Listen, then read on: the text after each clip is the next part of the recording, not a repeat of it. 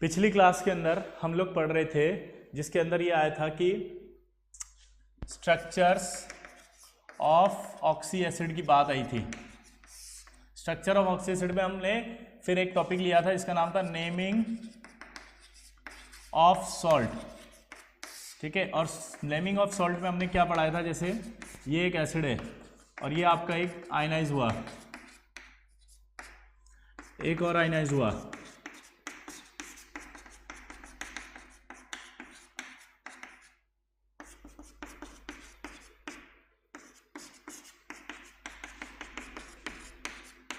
और एक और आयनाइज हुआ। तो मैंने आपको ये बताया था कि अगर 8 आ रहा हो एसिड में तो उसके आयन के पीछे क्या आता है, सॉरी एक आ रहा हो एसिड में अगर, तो उसके आयन के पीछे क्या आता है 8। तो यहां पर अगर मैं लगाऊंगा तो यहां पर भी क्या आएगा फॉस्फेट, यहां भी क्या आएगा फॉस्फेट, यहां भी क्या आएगा फॉस्फेट। तो 3 फॉस्फेट थोड़ी हो सकते हैं। तो आईयूपीएसी ने इसको दूर करने के लिए, इस कंफ्यूजन को दूर करने के लिए एक बात की, और वो क्या बात थी कि आईयूपीएसी ने कहा कि अगर किसी आयन के अंदर आयनाइजेबल हाइड्रोजन हो तो फिर आयनाइजेबल हाइड्रोजन का भी नाम आएगा। तो यहां पर आप कितने आयनाइजेबल हाइड्रोजन है बताओ, 2। तो इसका नाम क्या बन गया, डाई हाइड्रोजन फॉस्फेट। इसका नाम क्या हो जाएगा, हाइड्रोजन फॉस्फेट, और इसका नाम सिर्फ क्या बनेगा फॉस्फेट। इसको ऐसे भी बोलते हैं 1 degree phosphate, 2 degree phosphate, 3 degree phosphate. ठीक है, तो जब आप नाम की बात करेंगे तो फिर क्या होगा 1 डिग्री, 2 डिग्री और 3 डिग्री भी आएगा। क्लियर सबको? तो आप नाम जब भी देंगे तो अब आपके पास नाम बनाना आ जाएगा आपको आसानी से। क्लियर सबको?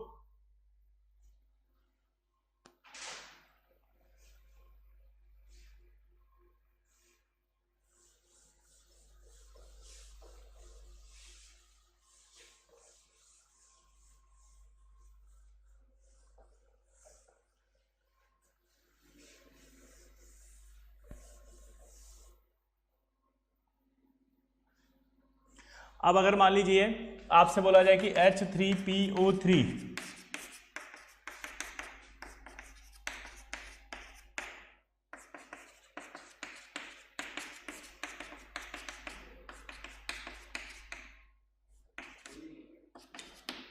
इनके नाम पूछेगा, इसका नाम आपको बताना है, इसका नाम बताना है। चलो लिख के बताओ फटाफट।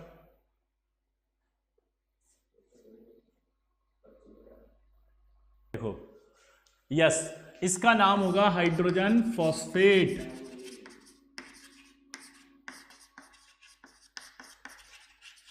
और इसका नाम होगा आपका फॉस्फाइट, सॉरी फॉस्फाइट। ठीक है, और इसका नाम क्या होगा सिर्फ फॉस्फाइट, क्योंकि हमने क्या कहा था आयनाइजेबल हाइड्रोजन। क्या कहा था जल्दी बताओ आयनाइजेबल हाइड्रोजन जो होगी उसी का नाम आएगा। और आपको याद हो तो इसकी बेसिसिटी सिर्फ कितनी थी 2, यानी इसमें से एक H निकलेगा तो एक H ही बचेगा जो आयनाइजेबल है, तो उसकी बेसिसिटी कितनी है 1, इसकी बेसिसिटी कितनी है 1, हाँ या ना। और इधर देखो आप, यहां से भी आपका एक और निकल गया, तो ये जो H है ये निकलने वाला नहीं है अब, और अगर ये निकलने वाला नहीं है इसका मतलब इसका नाम नहीं लिखा जाएगा, इसलिए इसके नाम में सिर्फ क्या आया है फॉस्फाइट। क्लियर सबको? तो ये आपके पास जो है वो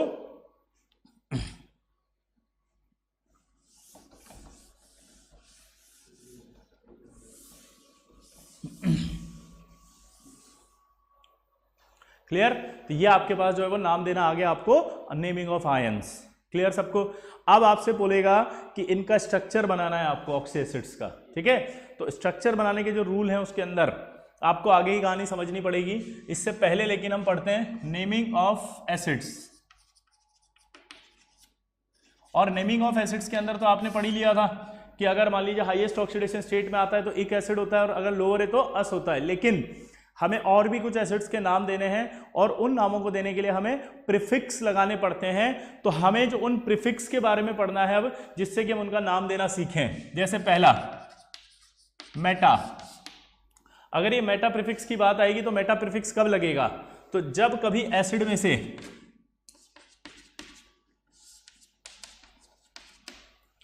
अगर एसिड में से मैंने क्या बाहर निकाल दिया, एक वाटर मॉलिक्यूल, एक मोल में से एक वाटर मॉलिक्यूल, साउंड बैड में बाद में आ रही है, क्यों? अगर यहां से एक माल निकाल दिया जाए तो क्या बनेगा? ये HPO3। अगर कभी एसिड में से एक वाटर मॉलिक्यूल निकालें तो जो बचता है, जो बनता है, ये वाला एसिड बनता है, और ये एसिड के आगे आपको लगाना होगा मेटा। तो यहां पर इसके नाम में आ जाएगा मेटा फॉस्फोरिक एसिड, यानी प्रोडक्ट का जो नाम हो गया वो बन गया मेटा फॉस्फोरिक एसिड। और यहाँ एक खास बात होती है, और वो खास बात ये होती है कि यहाँ से अगर n है और ये n है, ठीक है, तो इस n की जो वैल्यू है वो 1 और 2 नहीं पाई जाती, यानी मेटा फॉस्फोरिक एसिड वो नहीं एग्जिस्ट करते जिसमें n की वैल्यू क्या है? 1 और 2। क्लियर? मेटा एसिड वो नहीं पाए जाते जिनमें n की वैल्यू 1 और 2 है। n की वैल्यू कहाँ से स्टार्ट होती है? 3, 4, 5, 6। तो जरा वैल्यू पुट करो वहां पर। n की वैल्यू 3, H3P3O कितना हो जाएगा ये? बोलो। n की वैल्यू 3 रखेंगे तो 9। यहाँ H4P4 12। यहाँ क्या आएगा? H5P5O15। यहाँ क्या आएगा? H6P6 और O18। अब इसका नाम क्या बनेगा आप बताओ? 3 है तो ट्राई, यानी कि cyclic try Meta phosphoric acid. इसका नाम हो जाएगा टेट्रासाइक्लिक मेटाफॉस्फोरिक एसिड। इसका नाम हो जाएगा पेंटासाइक्लिक मेटाफॉस्फोरिक एसिड। इसका हो जाएगा हेक्सा मेटासाइक्लिक फॉस्फोरिक एसिड या साइक्लिक हेक्सा मेटाफॉस्फोरिक एसिड। पक्का? क्लियर सबको? तो ये आपका साइक्लिक वाला नाम आ गया और मेटा वाला नाम हो गया। अब अगर मैं यहां से बाहर निकाल दूं इसमें से, तो क्या बनेगा बताओ? HPO2। इसका नाम क्या होता है? फॉस्फोरस। और इसका क्या हो जाएगा? मेटाफॉस्फोरस।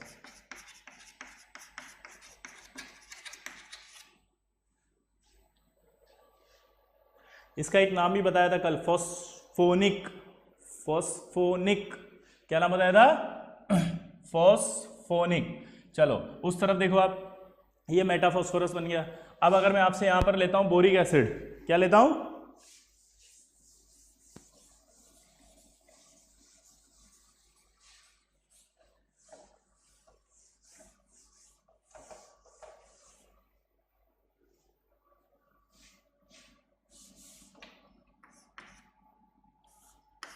अगर मैं बोरिक एसिड लेता हूं, बोरिक एसिड में से एक वाटर निकालूंगा तो क्या बनेगा? यहाँ HbO2। यहां भी N होगा, N होगा तो यहाँ क्या आ जाएगा? N। यहां N की वैल्यू ओनली 3 पाई जाती है, ओनली 3। तो यानी क्या बन जाएगा? H3B3O6। और इसका नाम क्या हो जाएगा? मेटा बोरिक एसिड या साइक्लिक मेटाबोरिक एसिड। ठीक है, तो ये आपका H3B3O6 आपका साइक्लिक मेटाबोरिक एसिड हो जाएगा। क्लियर? ठीक। अच्छा, तो यानी कि एक वाटर मॉलिक्यूल अगर एक मोल एसिड में से बाहर निकाल दिया जाए, एक मोल में से एक मोल निकाल दें या एक मॉलिक्यूल में से एक मॉलिक्यूल निकाल दे, तो प्रोडक्ट जो बनेगा उस प्रोडक्ट के आगे क्या प्रीफिक्स आएगा? मेटा। साइक्लिक क्यों आ रहा है ये मैं अभी थोड़ी देर बाद बताऊंगा। ठीक है, साइक्लिक क्यों आ रहा है मैं थोड़ी देर बाद बताऊंगा। अब अगला देखो आप, H2SO4, इसमें से एसिड निकाल दो आप, बताओ प्रोडक्ट के नाम के आगे क्या आएगा और प्रोडक्ट क्या बनेगा? आ गया, लेकिन प्रोडक्ट का नाम बताओ। Meta sulphuric acid. देखो आप पानी निकाल दोगे तो SO3 बनेगा। तो अभी अपने बात है कि अगर एक वाटर मॉलिक्यूल निकाल दे तो जो प्रोडक्ट बनता है उसके लिए क्या बोलते हैं? मेटा। तो इसका नाम क्या बन जाएगा? Meta sulphuric acid. कौन कौन एग्री कर रहा है जल्दी से बताओ फटाफट।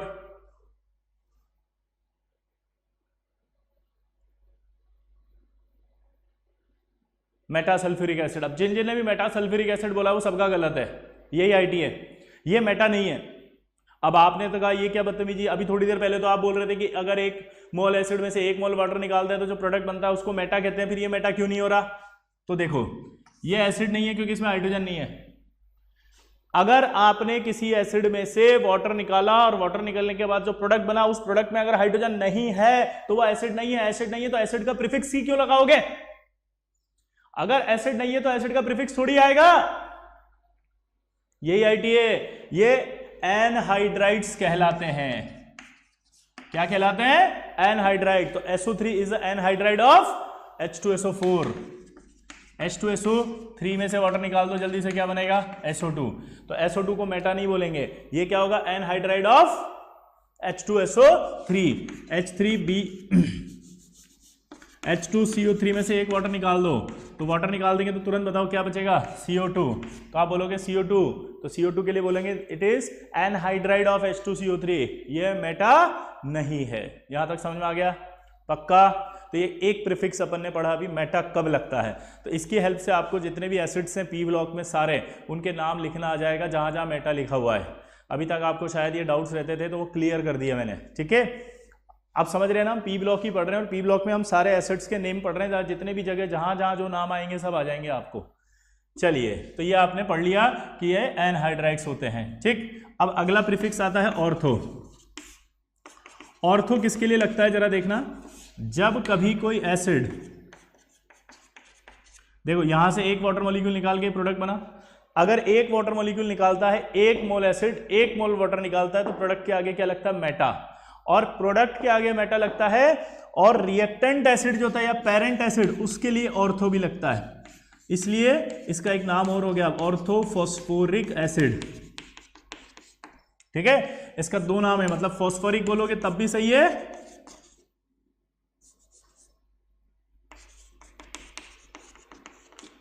फॉस्फोरिक बोलोगे तब भी सही है, और ऑर्थोफॉस्फोरिक बोलोगे तब भी सही है। अभी H3PO3 की बात की थी अपन ने, तो इसके लिए भी आपने क्या बोला था?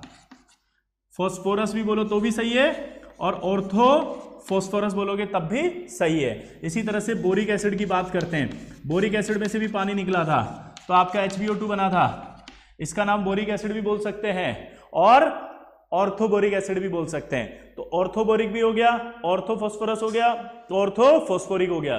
लेकिन क्या इसके लिए ऑर्थोसल्फ्यूरिक एसिड आएगा? तो आंसर है नहीं, इसके लिए ऑर्थोसल्फ्यूरिक एसिड नहीं आएगा। इसके लिए ऑर्थोसल्फ्यूरिक एसिड क्यों नहीं आएगा? क्योंकि ये मेटा नहीं बना रहा। इसके लिए ऑर्थोसल्फ्यूरिक एसिड क्यों नहीं आएगा बताओ? क्योंकि ये मेटाफॉर्म नहीं बना रहा, ये मेटाफॉर्म नहीं बना रहा। क्या इसके लिए ऑर्थो आएगा? नो। क्या इसके लिए ऑर्थो आएगा? नो। क्या इसके लिए ऑर्थो आएगा? नो। क्लियर? यहां ऑर्थो नहीं आएगा।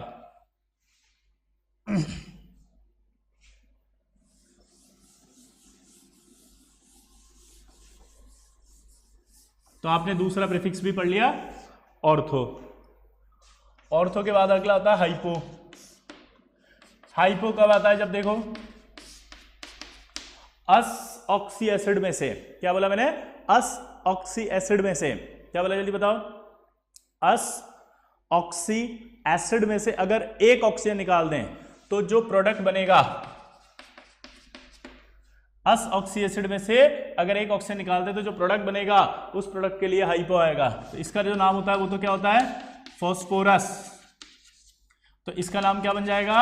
हाइपोफॉस्फोरस।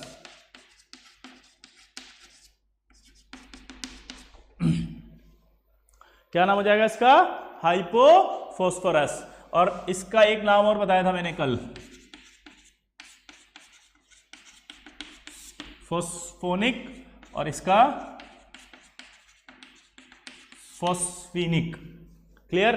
अब देख लेना एक बार इसको ढंग से, ठीक है। शायद पिछली क्लास में कुछ उल्टा भी हो गया था, ऐसा कुछ मैंने वापस देखा तो पता लगा था, एक बच्चे ने भी बताया था, तो उल्टा हो गया था, तो देख लेना, करेक्ट कर लेना, ठीक है। एक बार इसको चेक कर लो सब फटाफट जल्दी से। क्या बताया मैंने बताओ? अगर अस एसिड में से एक ऑक्सीजन निकलता है तो जो बचा उसका नाम क्या होता है? हाइपोफॉस्फोरस। क्लियर? श्रेयस जीना जल्दी से बताया फटाफट। मेरी आवाज आ रही है? श्रेयस जीना जल्दी से कमेंट करो।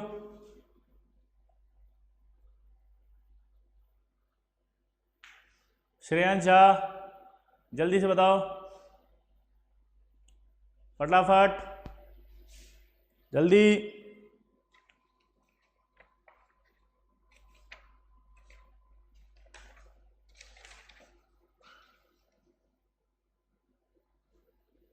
हो गया? चलो, तो ये आपका हाइपो हो गया, ठीक है। इसी तरह से अगर मैं आपसे कहूं कि ये जो होता है वो आपका क्लोरस एसिड होता है, और इसमें से एक ऑक्सीजन निकाल दें तो जो बनेगा उसका नाम होगा हाइपोक्लोरस एसिड। ये आपका हाइपोक्लोरस एसिड होता है, ठीक है। क्या होता है ये? हाइपोक्लोरस एसिड, वो वाला। और ये क्या है? क्लोरस। तो क्लोरस में से एक ऑक्सीजन निकाल दिया तो क्या बन जाएगा? Hypochlorous acid. तो हाइपो कैसे लगता है ये भी आपको पता चल गया। ये देखो आप, एक और एग्जांपल आया HNO2, इसमें से एक ऑक्सीजन निकाल दो, क्या बनेगा? HNO। इसका नाम होता है नाइट्रस एसिड। तो इसका नाम क्या बन जाएगा अपने आप? Hypo nitrous acid. क्या बन जाएगा जल्दी बताओ? Hypo nitrous acid. और ये जो हाइपो नाइट्रस एसिड है ये मोनोमर फॉर्म एग्जिस्ट नहीं करती, इसलिए डाइमर में रहता है, H2N2O2। हाइपो नाइट्रस एसिड क्या है ये? जल्दी बोलो। मोनोमर एग्जिस्ट नहीं करता, इसलिए किस फॉर्म में रहता है? डाइमर फॉर्म में। किस फॉर्म में? डाइमर। तो ये आपका हाइपो भी हो गया। अगला आता है पायरो।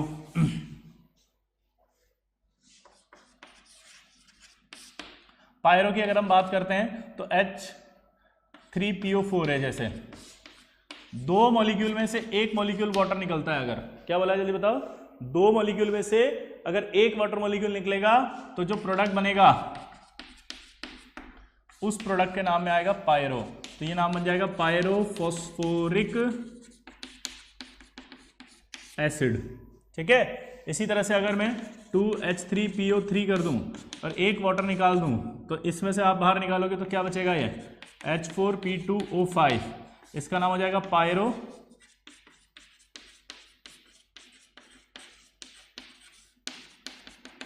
Phosphorus acid. क्या नाम इसका? Pyrophosphorus acid. इसी तरह से अगर मैं H2SO5 में दो में से एक वाटर निकाल दूं तो बचेगा क्या यहाँ पर? H2O7। H2SO7 का जो नाम होता है वो होता है पायरो सल्फ्यूरिक एसिड। और पायरो सल्फ्यूरिक एसिड का एक नाम और होता है ओलियम, नाम तो सुना होगा। इसी तरह से अगर मैं H2SO3 में से भी एक वाटर निकाल दूं तो क्या बनेगा बताओ? H2O5। इसका नाम क्या हो जाएगा? Pyro phosphorus acid. क्या नाम हो जाएगा इसका? Pyrophosphorus acid. पायरोफॉस्फोरस एसिड। तो ये आपको सारे नाम आपको पता लग गए। अब आप देखते होंगे उसमें कई जगह लिखा था जब अपन एसिड पढ़ रहे थे पी ब्लॉक के अंदर, फॉस्फोरस की एक टेबल एनसीईआरटी में दी गई है। उस एनसीईआरटी में फॉस्फोरस के बहुत सारे एसिड लिखे हुए हैं। उन एसिड के अंदर लिखा हुआ पहला phosphoric acid, phosphorous acid, hypophosphoric acid, है ना। हाइपो के बाद hypophosphorous acid, metaphosphoric acid, पायरोफॉस्फोरस acid. समझ में ही नहीं आ रहा था पायरोफॉस्फोरिक एसिड तो ये कब लिखते हैं, क्या लिखते हैं, समझ में ही नहीं आता। तो अब ये आपको क्लियर हो गया कि ये कैसे लिखते हैं। क्लियर सबको? हाँ या ना? अब आपको इनकी स्ट्रक्चर सीखनी है, ठीक है। उस स्ट्रक्चर सीखेंगे तो अभी आपको इनके अंदर नंबर ऑफ बॉन्ड्स कितने, नंबर ऑफ बॉन्ड क्या होते हैं, ये भी आपको क्लियर हो जाएगा।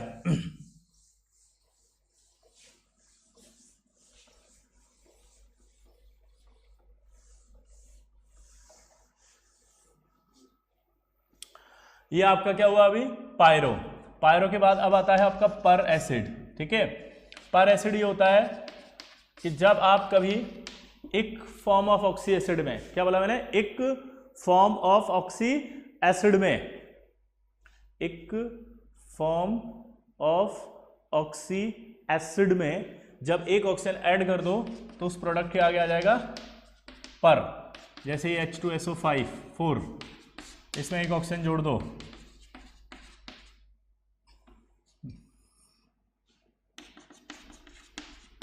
इसमें एक ऑक्सीजन जोड़ दो, ठीक है। तो ये आ जाएगा आपका पर। जैसे HNO3 ले लो, उसमें एक ऑक्सीजन जोड़ दो, HNO4 बन जाएगा। तो इसका एक नाम क्या बन गया अब? पर फॉस्फोरिक एसिड। इसका क्या नाम बन गया? पर सल्फ्यूरिक एसिड। इसका नाम हो जाएगा पर नाइट्रिक एसिड, इसका नाम हो जाएगा पर क्लोरिक एसिड। अब एक और खास बात होती है कि अगर सपोज यहां पर हम एक ऑक्सीजन जब ऐड कर रहे हैं और एक ऑक्सीजन ऐड करने पर इस सेंट्रल एटम की ऑक्सीडेशन स्टेट अगर चेंज हो जाती है तो इसके लिए एक प्रीफिक्स और आता है, इसका नाम होता है परऑक्सी। क्या बोला जल्दी बताओ? अगर एक ऑक्सीजन ऐड करने पर इस सेंट्रल एटम का ऑक्सीडेशन स्टेट चेंज हो जाता है तो इसके लिए एक और, क्या बोला मैंने, एक और प्रीफिक्स लगा सकते हैं, इसका नाम क्या है? परऑक्सी। अब आप देखो इसका ऑक्सीडेशन स्टेट निकालोगे तो कितना आ रहा है? +7। इसका निकालोगे तो +8, इसका निकालोगे तो +7, इसका निकालोगे तो +7। अब आपको मैंने ऑक्सीडेशन स्टेट रेंज निकालना सिखाया था, वो होता है n-8 to n, जहां पर n बराबर होता है नंबर ऑफ वैलेंस इलेक्ट्रॉन। चलो अब अगर मैं फास्फोरस के वैलेंस इलेक्ट्रॉन की बात करूं तो कितने होते हैं? 5। यहाँ रखोगे 5 - 8 यानी -3 से लेके +5, +5 से ज्यादा आ रही है यानी oxidation state out of range आ गई, आउट ऑफ रेंज आ गई। इसका मतलब यहां पर एक प्रीफिक्स और आएगा, क्या आएगा? परऑक्सी। ये परऑक्सी बोलो या परऑक्सो बोलो, एक ही बात है ना। चलो इधर देखो, आप सल्फर को रखो, यहाँ पे सल्फर को यहाँ रखोगे तो 6 वैलेंस इलेक्ट्रॉन है, 6 - 8 है तो -2 और यहाँ आएगा +6 से आ गया यार +8। इसका मतलब क्या आया? हायर ऑक्सीडेशन स्टेट है तो इसका भी परऑक्सी आएगा। यहाँ पर +5 आ रहा है, देखो 5 वैलेंस इलेक्ट्रॉन होते हैं, 5 रखोगे यहाँ तो 5 - 8 यानी -3 से लेके +5, तो यहाँ आपका पर नाइट्रिक एसिड है, परऑक्सी नाइट्रिक एसिड भी हो जाएगा। क्लोरीन की वैलेंस इलेक्ट्रॉन की बात करते हैं तो वैलेंस इलेक्ट्रॉन 7 होते हैं, यहाँ 7 रखोगे 7 - 8 और यहाँ +7, ये +7 है, इसका मतलब ये सिर्फ पर रहेगा। तो परऑक्सी कहाँ आएगा? यहाँ। परऑक्सी कहाँ आएगा? यहाँ। बट यहाँ परऑक्सी नहीं आएगा। तो एक स्टेटमेंट आ गया कि सारे परऑक्सी एसिड्स क्या पर एसिड होते हैं? हाँ। लेकिन क्या सारे पर एसिड परऑक्सी एसिड होते हैं? ना। क्या बोला दोबारा से बताओ? सारे परऑक्सी एसिड्स पर एसिड होते हैं? हाँ। क्या सारे पर एसिड परऑक्सी एसिड होते हैं? ना। दोबारा बोलो, सारे परऑक्सी एसिड क्या होते हैं? पर। लेकिन क्या सारे पर एसिड परऑक्सी होते हैं? नो। क्लियर? तो ये आपका परऑक्सी और पर का भी फंडा क्लियर। अब यहां एक सवाल आता है, आपसे पूछेगा किन किन एसिड्स में परऑक्सी लिंकेज पाई जाती है। क्या बोलेगा वो? किन किन एसिड में परऑक्सी लिंकेज पाई जाती है। तो अगर सेंट्रल एटम का oxidation state normal oxidation state से ज्यादा है तो कंफर्म है कि वहां परऑक्सी लिंकेज है। दोबारा से बोलना, अगर सेंट्रल एटम का ऑक्सीडेशन स्टेट अपनी नॉर्मल ऑक्सीडेशन स्टेट से ज्यादा आ रहा है तो इसका मतलब है कि वहां कंफर्म परऑक्सी लिंकेज है, क्योंकि ये जो आपने यहां लिखा है, ये जो लिखा है ये इनका असली ऑक्सीडेशन स्टेट नहीं है। इनका ऑक्सीडेशन स्टेट ये नहीं है असली में, ये जो आप निकाल रहे हो गलत है। ये तो आपको बस पता लगा कि इसका हायर ऑक्सीडेशन स्टेट से ज्यादा ऑक्सीडेशन स्टेट आ रहा है, इसका मतलब इसको परऑक्सी बोलना है। अब ऐसा क्यों है कि हायर ऑक्सीडेशन स्टेट आ रहा है और उससे अगर ज्यादा जा रहा है तो आपको परऑक्सी बोलना पड़ रहा है? तो उसका रीजन सुनो। जब आप फास्फोरस का स्ट्रक्चर बनाओगे तो स्ट्रक्चर होता है ये। अब आप उसमें क्या करना चाह रहे हो? एक ऑक्सीजन ऐड कर रहे हो। अब एक ऑक्सीजन ऐड कर रहे हो तो पहले तो बताओ फास्फोरस कितने बॉन्ड मैक्सिमम बना सकता है? 5। ये 5 बॉन्ड बने हुए। अब आप एक ऑक्सीजन और भेज रहे हो, अब एक ऑक्सीजन और भेज रहे हो तो फास्फोरस को बोल रहे हैं कि एक ऑक्सीजन और ले। फास्फोरस कह रहा है कि पागल हो गए भैया, 5 पहले ही है, अब नहीं ले सकता हूं, जगह नहीं है, चलो भागो यहां से। ऑक्सीजन कहता है बेटा ऑक्सीजन तो आ गया है और ऐड तो करना पड़ेगा। कहां ऐड करना है? तेरी प्रॉब्लम है, मेरी नहीं है, ये तो ऐड होगा, अब तो मैनेज करो। तो फिर वो क्या करता है? वो अपने इस H को शिफ्ट करके कहता है यहां जोड़ दो भैया। यहां जोड़ते ही देखो कौन सी लिंकेज हुई है? परऑक्सी। तो इसका जो स्ट्रक्चर है वो ये है, परऑक्सी लिंकेज। क्या है यहाँ? परऑक्सी लिंकेज। और इस परऑक्सी लिंकेज के अंदर ऑक्सीडेशन स्टेट निकालोगे तो आप देखो +5 ही आएगा वापस। तो असली ऑक्सीडेशन स्टेट तो अभी भी +5 ही है। असली ऑक्सीडेशन स्टेट क्या बताओ जल्दी? अभी भी +5 ही है। और यहां पर इसका स्ट्रक्चर ये है। इसी तरह से यहां भी देखो आप, यही होगा। H2SO4 की बात कर लो। अब एक ऑक्सीजन जोड़ना था, सल्फर के कितने बॉन्ड है यहां पर? काउंट करो, 2, 4, 5 और 1, 6। कितने जल्दी बताओ? 6। यहां पर आपको दिखाई दे रहे 6 हैं, एक ऑक्सीजन और जोड़ना है। सल्फर ने कहा भैया हम तो नहीं जोड़ सकते, हमारे पास जगह ही नहीं है। ऑक्सीजन ने कहा कि भैया ये नहीं बोल रहे कि जोड़ना है, हमने कह रहे हैं जोड़ना ही है, तुम्हारे पास कोई ऑप्शन नहीं है। तो फिर वो कहता ठीक है भैया जोड़ते हैं। अब भैया बोल रहे हैं तो जोड़ना पड़ेगा, ई जोड़ दिए हैं। अब ई क्या बन गया है, देखिए जरा, ई बन गया परऑक्सी। क्या बन गया है, परऑक्सी लिंकेज, इसलिए इसको परऑक्सी बोलते हैं। अब इसका ऑक्सीडेशन स्टेट निकालिए, +6 ही आएगा। क्लियर। इसका एक खास नाम और होता है कैरोज एसिड, और एक नाम और बताए थे हम इसका, peroxy mono sulphuric acid. Peroxy monosulphuric acid क्योंकि एक सल्फर है, परऑक्सी मोनोसल्फ्यूरिक एसिड क्योंकि एक सल्फर है। क्लियर सबको।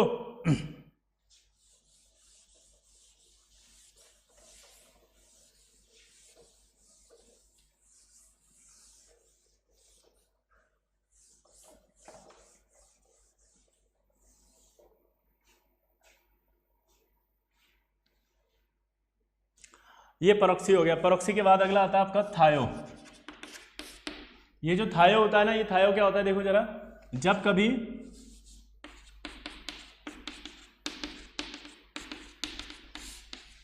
एक ऑक्सीजन को हटा के एक सल्फर जोड़ा जाता है, क्या बोला जल्दी बताओ, एक ऑक्सीजन को हटा के एक सल्फर को जोड़ते हैं। दोबारा से बोलो, जब एक ऑक्सीजन को हटा करके एक सल्फर को जोड़ते हैं, तो सल्फर को जोड़ते हैं तो देखो अब क्या आएगा,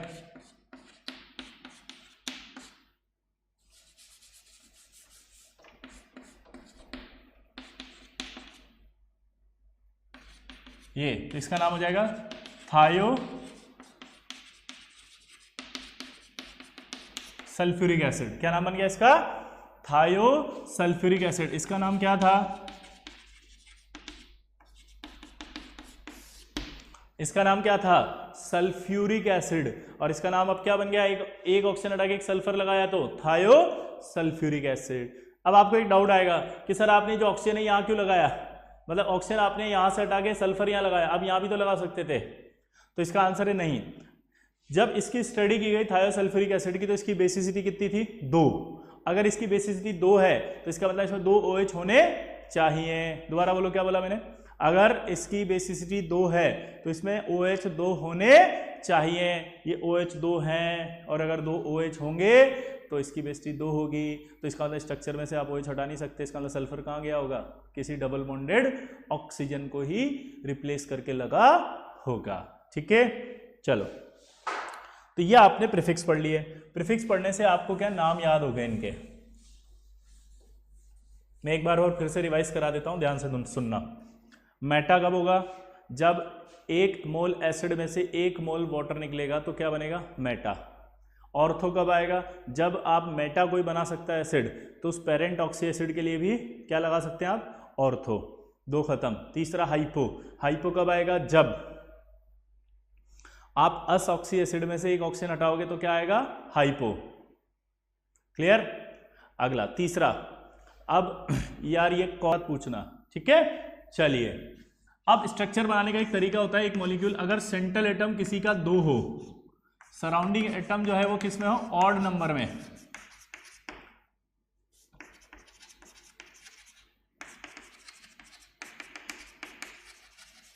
देन लिंकेज जो होगी वो X होगी, जहां X सेंट्रल एटम होगा और ऑक्सीजन, ये समझ गए,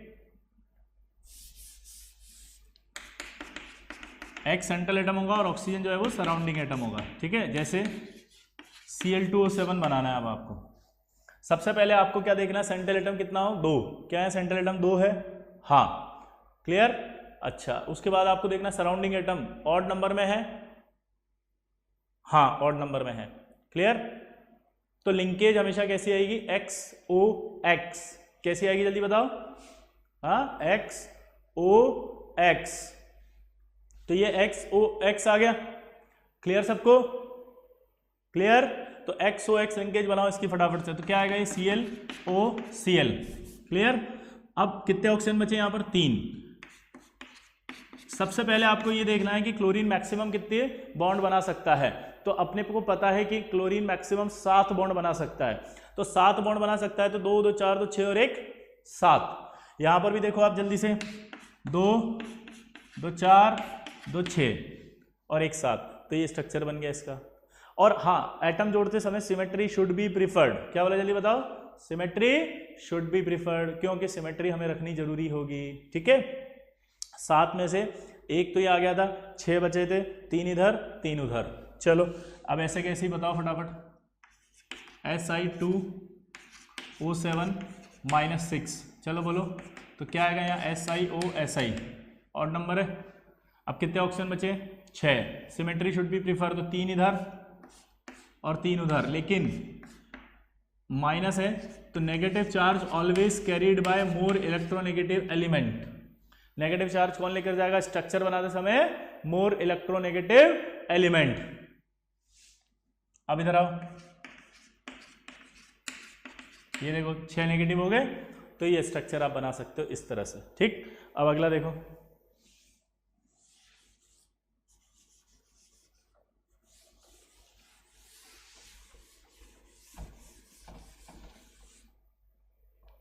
चलो अब अगर हम बात करें यहां पर कि सराउंडिंग एटम किस में हो? E1 नंबर में हो। किसमें? E1। सेंट्रल एटम 2 हो, सराउंडिंग एटम किस में हो? E1 नंबर में। देन लिंकेज XX और XOOX, XX XOOX। तो XX कब होगा? जब oxidation state of central atom in range. और ये कब होगा? Oxidation state of central atom out of range हो। क्या हो? Out of range. अब देखो जरा कैसे, जैसे आया Cl2O6 बनाओ, तो Cl2O6 में Cl का ऑक्सीडेशन स्टेट क्या होगा जल्दी बताओ? तो Cl का ऑक्सीडेशन स्टेट क्या होगा?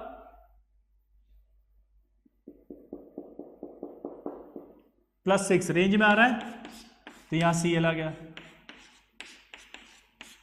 ये डबल बॉन्ड हो।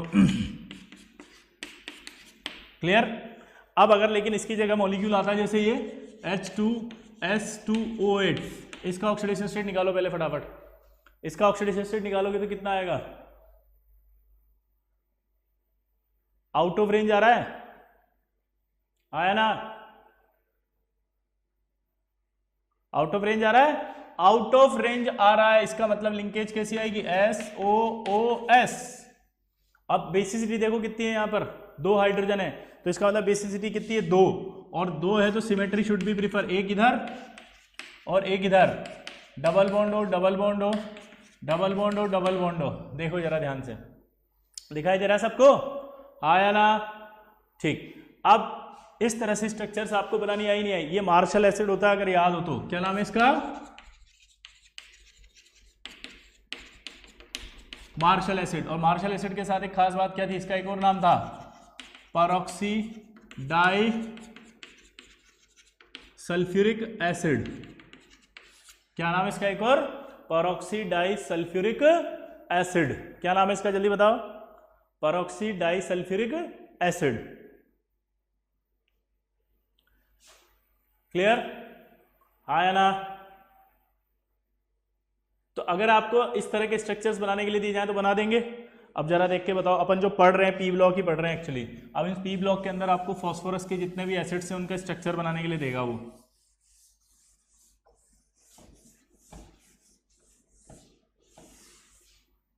तो देखो H4P2O6, H4P2O7, H4P2O5। ठीक है, पहले तो इनके नाम बताओ, इसका नाम और इसका नाम, स्ट्रक्चर ही बता दो चलो फटाफट। ऑड नंबर है कि इवन नंबर जल्दी बताओ। हाँ, तो इसका स्ट्रक्चर बनाएंगे तो PP क्या आएगा यहाँ पर? बेसिसिटी 4 है तो सिमेट्री शुड बी प्रिफर्ड। ये इसका बताओ E1 है कि ऑड? ऑड नंबर में ऑक्सीडेशन स्टेट इन रेंज है या आउट ऑफ रेंज है? जल्दी बताओ, इन रेंज है या आउट ऑफ रेंज? तो आंसर बोलो, आउट ऑफ रेंज नहीं है, इन रेंज है, तो सिमेट्री शुड भी प्रीफर करनी पड़ेगी, तो 4 OH यहाँ आएंगे।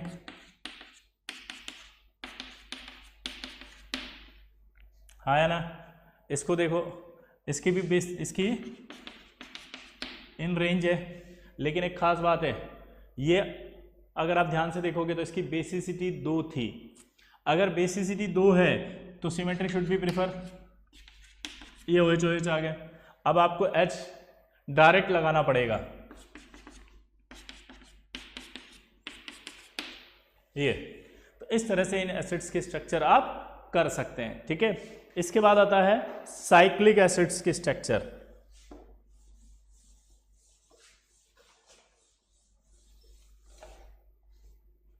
साइक्लिक, अगर सेंट्रल एटम मोर देन 2 हो और सराउंडिंग एटम, सेंट्रल एटम क्या है, मोर देन 2, और सराउंडिंग एटम अगर आपका क्या हो, बोलो, ग्रेटर देन इक्वल टू, क्या हो, greater than equal to central atom हो नंबर में। जैसे मैं आपसे कहूं अगर कि H3P3O6, इसका नाम था आपका, बोलो, ट्राई मेटा, अभी थोड़ी देर पहले बताया था, phosphoric acid, try Meta phosphoric acid. चलो बताओ, H3P3O6 है ना। अब आपको ये देखना है कि क्या सेंट्रल एटम मोर देन 2 है, हाँ। सराउंडिंग एटम क्या इक्वल टू या ग्रेटर देन है, हाँ। तो इसका मतलब कंफर्म है कि स्ट्रक्चर साइक्लिक होगी। और अगर साइक्लिक स्ट्रक्चर होगी तो उसके अंदर ऑक्सीजन, नाइट्रोजन और सल्फर, इस तरह के जो भी कंपाउंड होंगे वो हमेशा रिंग के अंदर आएंगे ऑल्टरनेट पोजीशन पर। कहाँ आएंगे जल्दी बताओ, ऑल्टरनेट पोजीशन पर। कहाँ आएंगे जल्दी बताओ, ऑल्टरनेट पोजीशन पे। तो अगर ऑल्टरनेट पोजीशन पर आएंगे तो देखो क्या होगा, POP, ये देखो ऑल्टरनेट पोजीशन पर मैं लेके आ गया इसको, क्लियर।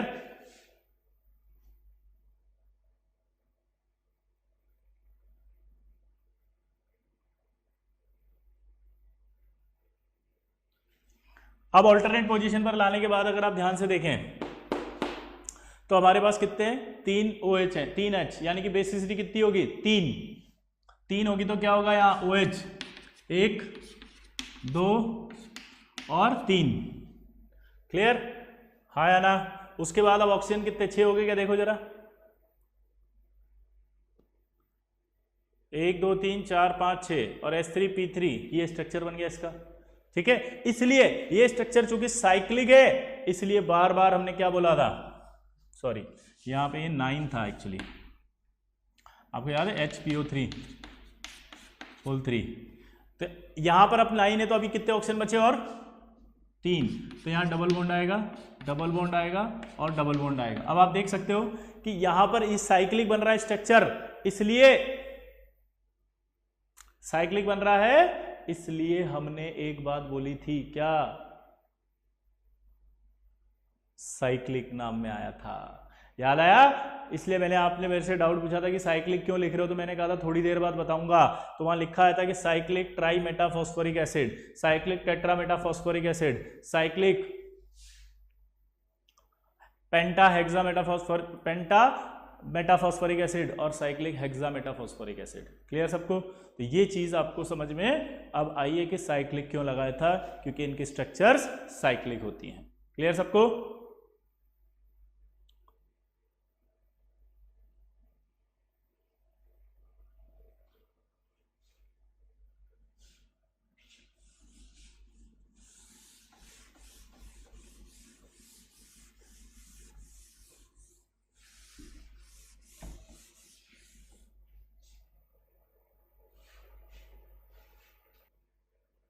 आ गया, चलो, ऑल फाइन, वेरी गुड। अब हम बात कर रहे थे यहां पर कि एसिड्स की बात चल रही थी, ठीक है। तो अब एसिड की बात चलते चलते हमने जो बात करी उसके अंदर एक चीज और देखना इंपॉर्टेंट है, ग्राम सॉल्ट।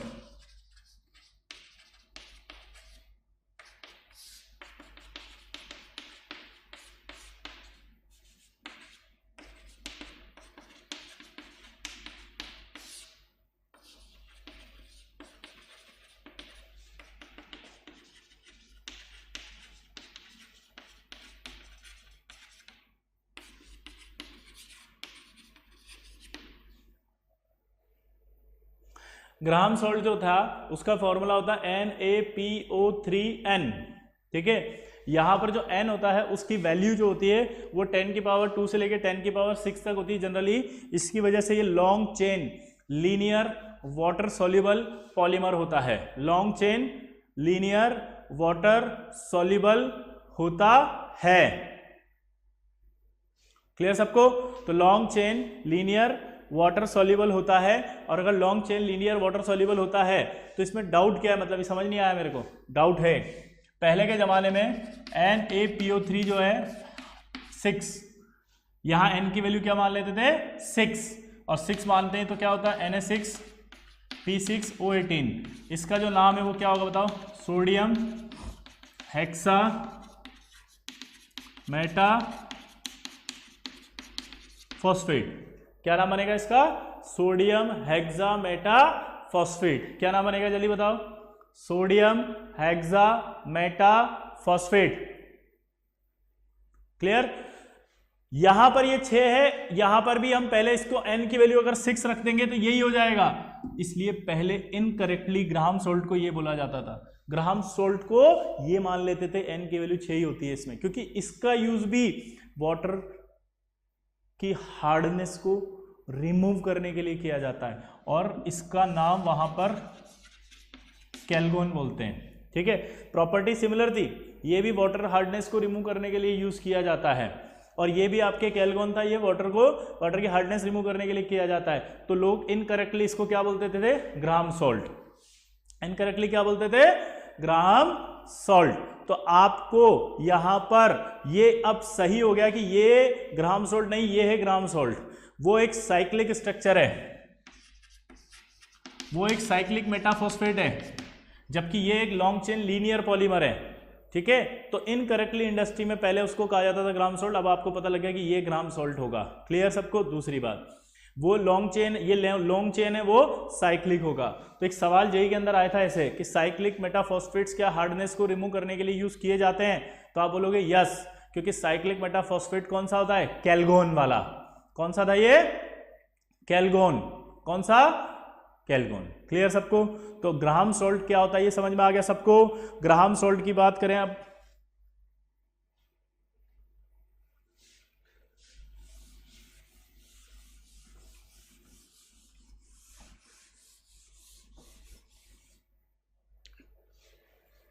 चलो, तो ग्राहम सॉल्ट हो गया।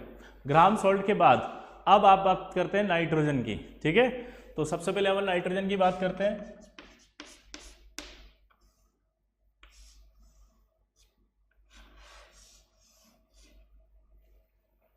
आप सबको बताया कि नाइट्रोजन जो है उसका प्रिपरेशन अगर हमें करना है तो नाइट्रोजन का जो प्रिपरेशन होगा वो हम कैसे करेंगे, अगर करना है तो नाइट्रोजन का प्रिपरेशन एयर से किया जाता है, लिक्विफिकेशन या और फ्रैक्शनल डिस्टिलेशन के थ्रू, लिक्विफिकेशन और फ्रैक्शनल डिस्टिलेशन के थ्रू। और वो आप करने के बाद इसमें से पहले जो डिस्टिल की जाती है वो है नाइट्रोजन, क्योंकि उसका बॉइलिंग पॉइंट कम होता है 77.2 समथिंग 2 केल्विन, और ऑक्सीजन वहाँ पर रिमेन्स लेफ्ट, यानी कि वो रुक जाती, रह जाती है, छूट जाती है, क्योंकि उसका बॉइलिंग पॉइंट अप्रॉक्सीमेट 90 केल्विन होता है, ठीक है। तो इस वजह से नाइट्रोजन को अलग कर लिया जाता है। ये तो हो गया एयर में से। दूसरा, आप अगर चाहो तो और भी मेथड होते हैं नाइट्रोजन को बनाने के, जैसे आपको पता होगा NH4Cl प्लस NH4 और NaNO2, अगर इनकी रिएक्शन करा दी जाए तो आपका N2 plus NaCl plus H2O बन जाएगा, ये N2 बन गई। लेकिन इसके अंदर एक खास बात ये होती है कि NO और HNO3 भी साथ में एज ए इम्प्योरिटी बनते हैं, ये इंपॉर्टेंट रिएक्शन में आ जाती है। नाइट्रोजन की प्रिपरेशन की बात करें अगर अपन, तो नाइट्रोजन की प्रिपरेशन वापस पढ़ रहे हैं हम, अमोनियम क्लोराइड और सोडियम नाइट्राइड को अगर हम हीट करते हैं इनके लिक्विड सॉल्यूशन को लेकर के तो N2 बन जाती है। लेकिन इस प्रोसेस के अंदर नाइट्रिक ऑक्साइड और HNO3 ये भी एज अ इम्प्योरिटी बनते हैं, और इन इम्प्योरिटीज़ को हटाने के लिए इसको पास किया जाता है sulphuric acid containing dichromate solution, sulphuric acid containing dichromate solution. दोबारा से बोलो, क्या बोला मैंने, sulphuric acid containing dichromate solution, उसमें से इसको पास किया जाता है। क्लियर सबको? तो ये आपका प्योर हो जाता है फिर उसके बाद। तो एक रिएक्शन ये हो गई इसकी। दूसरी आपको सबको बताई थी डाइक्रोमेट। अमोनियम डाइक्रोमेट को अगर हम हीट करें तो हीटिंग इफेक्ट से आपका याद करो N2+, ये हो जाएगी, ये ऑरेंज सॉलिड होता है,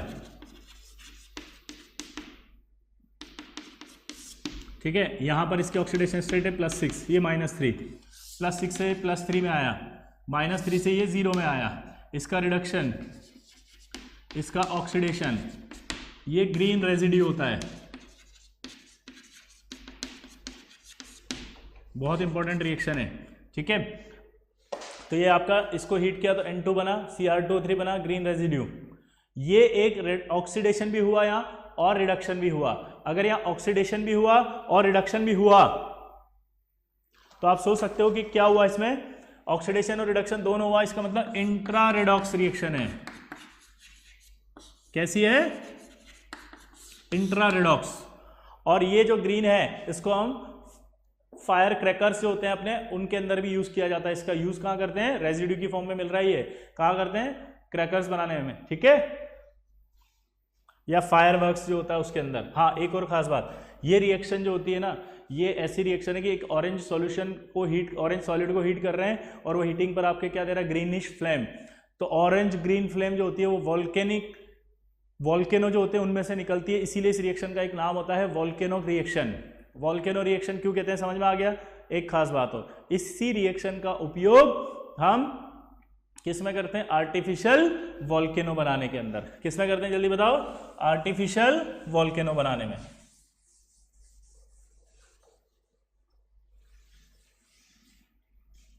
क्लियर सबको? इसके बाद अगर अपन देखें तो बेरियम एजाइड और सोडियम एजाइड, क्या बोला जल्दी बताओ? बेरियम एजाइड और सोडियम एजाइड को भी अपन अगर हीट करें तो आपका N2 बनती है, लेकिन ये जो N2 है वो प्योर बनती है। IIT JEE एडवांस में सवाल आया था, ऐसा ऑप्शन दिया कि purest form of nitrogen obtain किस मॉलिक्यूल को हीट करके करते हैं। 4 ऑप्शन थे, तो आपको सीधा टिक लगाना था बेरियम एजाइड या सोडियम एजाइड। समझ गए आप? दोबारा से बोलेंगे, प्योर फॉर्म ऑफ नाइट्रोजन अगर ऑब्टेन करनी है तो उसने पूछा था किसको हीट करके करेंगे। 4 ऑप्शन थे, आपने टिक किया सीधा बेरियम एजाइड। क्लियर सबको? तो ये आपके सवाल आएगा IIT में तो कर देंगे, हाँ, और IIT JEE एडवांस में भी आएंगे। ये सब P ब्लॉक का है। तो ये इसकी प्रिपरेशन हो गई। प्रिपरेशन के बाद अभी एक की पॉइंट दे रहा हूं मैं आपको कि अगर अमोनिया आ जाए और कोई भी ऑक्सीडाइजिंग एजेंट हो एक्सेप्ट O2, ठीक है, अमोनिया प्लस O2 होता है तो NO बनता है, ठीक है, बाकी कोई भी ऑक्सीडाइजिंग एजेंट हो तो आपके क्या बनता है? N2 गैस, ठीक। अब अगर आपसे बोला जाए कि यार अमोनिया आ जाए, की पॉइंट दे दिया मैंने, अमोनिया आ जाए और सोडियम हाइपोक्लोराइट ये एक ऑक्सीडाइजिंग एजेंट है, बताओ क्या बनेगा? तो ऑब्वियस सी बात है, क्या बनेगा? की पॉइंट बताया ना, कोई भी ऑक्सीडाइजिंग एजेंट हो, अगर अमोनिया आ गया तो अमोनिया को उठा के सीधा किस में फेंक देगा? बोलो, हाँ, N2 में। तो ये N2 बन जाएगा, प्लस यहां से बनेगा NaCl और H2O। अगर मैं यहां पर अमोनिया लेता हूं और ब्लीचिंग पाउडर ले लेता हूं तो ये ब्लीचिंग पाउडर भी एक ऑक्सीडाइजिंग एजेंट है, और अगर ये ब्लीचिंग पाउडर ऑक्सीडाइजिंग एजेंट है तो इसको क्या कर देगा? तुरंत बताओ, ऑक्सीडाइज कर देगा। तो क्या बनेगा यहाँ? N2 प्लस साथ में क्या बनेगा? CaCl2 plus H2O। क्लियर? अगर मैं यहाँ पे अमोनिया लेता हूँ और ब्रोमीन लेता हूँ तो यहाँ सीधा क्या बन जाएगा? N2, क्योंकि ये भी ब्रोमीन भी ऑक्सीडाइजिंग एजेंट है, और यहाँ साथ में क्या बन जाएगा? NH4Br। अगर मैं यहाँ पर कॉपर लेता हूँ और NO लेता हूँ तो ये कॉपर ऑक्साइड प्लस क्या बन जाएगा? N2, तो ये भी बन जाएगा। इसी तरह से अगर मैं, एक फेमस रिएक्शन है ये, याद हो तो, अमोनिया प्लस Cl2, अगर अमोनिया एक्सिस में है तब तो N2 प्लस NH4Cl बनता है, ठीक है, लेकिन अगर इस रिएक्शन में एक खास बात होती है, Cl2 अगर एक्सिस में होता है तो आपके सीधा क्या बनता है यहाँ पर? NCl3 प्लस HCl, और NCl3 क्या होता है? एक्सप्लोजिव। क्या होता है? एक्सप्लोजिव, तो यहाँ पर आपका NCl3 बनेगा। लेकिन इसलिए हमें अगर N2 बनानी है तो इस रिएक्शन में हमें अमोनिया क्या लेनी पड़ेगी, एक्सिस में। क्या लेनी पड़ेगी, क्या लेनी पड़ेगी, एक्सिस में। क्लियर सबको? तो ये आपके प्रिपरेशन ऑफ कौन हो गई, नाइट्रोजन। हाँ या ना? क्लियर सबको? दोबारा से एक बार देख लो। अमोनिया, अगर कोई भी ऑक्सीडाइजिंग एजेंट हो तो आप सीधा क्या बना देंगे, N2। इसलिए मैंने ये ऑक्सीडाइजिंग एजेंट लिया NaCl और एक ब्लीचिंग पाउडर, क्या बना दिया, N2। सिर्फ एक जगह ऑक्सीजन अगर होगी तो वो NO बनाएगा, नाइट्रिक ऑक्साइड। क्लियर? अब बाकी 3 रिएक्शनें तो अमोनिया की थी और कॉपर के साथ NO की रिएक्शन में N2 बन रहा है। अच्छा, अमोनिया प्लस Cl2 से, अमोनिया प्लस Cl2 से N2 कब बनेगी बताओ? अमोनिया प्लस Cl2 से N2 कब बनेगी, जब अमोनिया एक्सिस में हो, क्योंकि N2 बनाना है तो ज़्यादा अमोनिया ही होनी चाहिए। NCl3 बनाना है अगर, तो Cl3 3 Cl आ रहे हैं तो Cl2 एक्सिस में होनी चाहिए। तो की पॉइंट हो गया ये, जो ज़्यादा होगा वही बनेगा। अगर अमोनिया ज़्यादा होगी तो N2 बनेगी और Cl ज़्यादा होगी तो NCl3 बनेगा। क्लियर? ये बहुत फेमस रिएक्शन है जो मैं बोल रहा हूँ, कई बार एग्जाम में आ चुकी है ये। अमोनिया एक्सिस प्लस Cl2 क्या बनेगा, अमोनिया ज़्यादा नाइट्रोजन ज़्यादा N2। Ammonia plus Cl2 axis में तो क्या बनेगा, NCl3 Cl ज़्यादा। क्लियर सबको? चलो अब नाइट्रोजन की बात करते हैं। तो नाइट्रोजन की कुछ प्रॉपर्टीज होती हैं, जैसे नाइट्रोजन सबसे पहले तो colourless, tasteless, odourless, less, tasteless, colourless, odourless. कौन सी है, लेस। ठीक है, तो ये लेस हो गई। उसके बाद ये नॉन टॉक्सिक गैस है। कैसी गैस है, नॉन टॉक्सिक। क्लियर सबको? कैसी गैस है, नॉन टॉक्सिक। इसका फ्रीजिंग पॉइंट और बॉइलिंग पॉइंट बहुत लो होते हैं। क्या बोला मैंने, फ्रीजिंग पॉइंट और बॉइलिंग पॉइंट बहुत लो। ठीक, और ट्रिपल बॉन्ड होने की वजह से इनर्ट होता है। ये क्या होता है, ट्रिपल बॉन्ड होने की वजह से इनर्ट। ठीक, और ट्रिपल बॉन्ड होने की वजह से इनर्ट होगा, इसलिए ये रिएक्शन में पार्टिसिपेट आसानी से नहीं करता। टेम्परेचर हाई करते हैं तब रिएक्शन में पार्टिसिपेट करेगा। क्लियर सबको? हाँ या ना? सिंपल है। तो ये नाइट्रोजन आपका। इसके बाद इसकी रिएक्शंस आती हैं। अगर आप रिएक्शन की बात करो सबसे पहले किससे, मेटल से। तो मेटल से जब नाइट्रोजन रिएक्ट करेगा तो अगर ये फर्स्ट ए का है तब तो ये बनाएगा Li3n, बिकॉज फर्स्ट ए के अंदर ओनली लिथियम ही करता है, बाकी अदर रिएक्ट नहीं करते। सोडियम, पोटेशियम, रुबिडियम और सीजियम डू नॉट रिएक्ट। तो सोडियम, पोटेशियम, रुबिडियम कभी भी रिएक्ट नहीं करते। क्यों नहीं करते ये मैं एस ब्लॉक में बता दूंगा। क्या बोला, जल्दी बताओ, क्यों नहीं करते ये? कहां बताऊंगा, एस ब्लॉक में। कहां बताऊंगा, एस ब्लॉक। अगर सेकंड पीरियड के ले लिया अपन ने, तो जैसे मैग्नीशियम आ गया तो ये आपका ऐसे बना देंगे मेटल के साथ रिएक्शन। ठीक, अगली reaction with non metals. Non metal के साथ अगर कराएं जैसे H2 तो आपका क्या बनती है, अमोनिया। इस मेथड का एक नाम भी होता है हैबर प्रोसेस। क्या होता है, हैबर्स प्रोसेस। ठीक है, अगला ऑक्सीजन के साथ अगर कराएं तो यहां पर आपका NO बनेगा, नाइट्रिक ऑक्साइड। इसका नाम होता है ओस्टवाल्ड मेथड। कौन सी रिएक्शन है ये, ओस्टवाल्ड मेथड। कौन सी, ओस्टवाल्ड मेथड। कौन सी है, ओस्टवाल्ड मेथड। क्लियर? अच्छा, इसके बाद अगर मैं रिएक्शन कराऊं N2 की तो सबसे इंपॉर्टेंट है CaC2। इससे बनता है CaNCN प्लस C। इसका नाम होता है कैल्शियम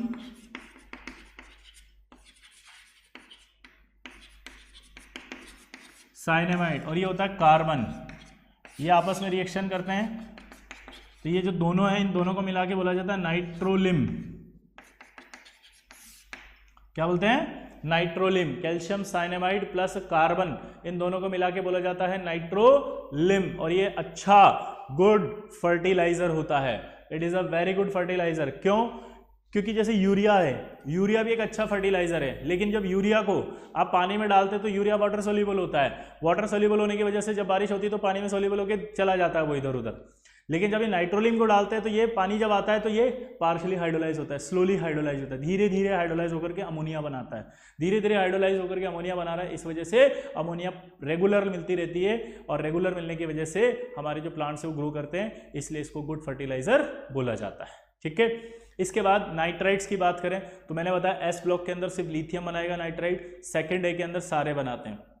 शीट जब आप पढ़ेंगे उसमें कुछ लिखा होगा सोडियम पोटेशियम रेडियम इनके नाइट्राइट, लेकिन सोडियम पोटेशियम रुबिडियम और सीजियम के नाइट्राइट, लेकिन वो लैब में बनाने के लिए लिखा हुआ है, वो नेचर में नहीं पाए जाते। हो सकता है आपको ये डाउट्स आए, ये डाउट हटा देंगे अब आप कि नहीं है। ठीक, क्लियर।